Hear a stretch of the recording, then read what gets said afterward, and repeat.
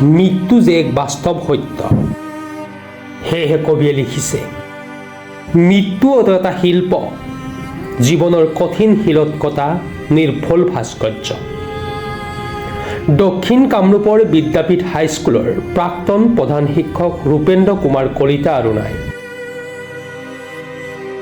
অৱসৰী শিক্ষক ৰূপেন্দ্ৰ কুমাৰ কলিতা যোৱা নিশা গুৱাহাটীস্থিত ছানভেলী হস্পিটেলত পৰলোকপ্ৰাপ্তি ঘটে।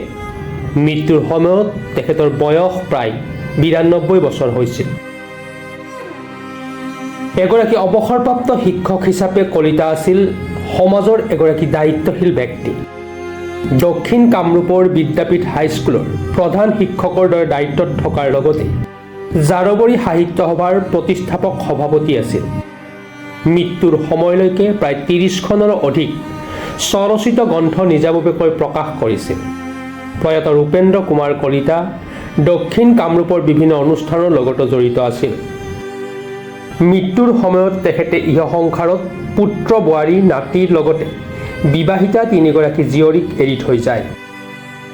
আজি তেখেতৰ মৃত্যুৰ খবৰ আহি পোৱাৰ লগে লগে সমগ্ৰ দক্ষিণ কামৰূপত এক শোকাকুল পৰিৱেশে বিৰাজমান কৰে।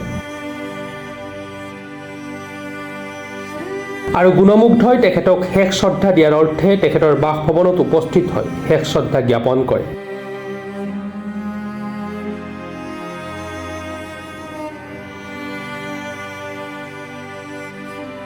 নিউজ ডেস্ক ৰিপৰ্ট, প্ৰাতঃ টাইম ডিজিটেল।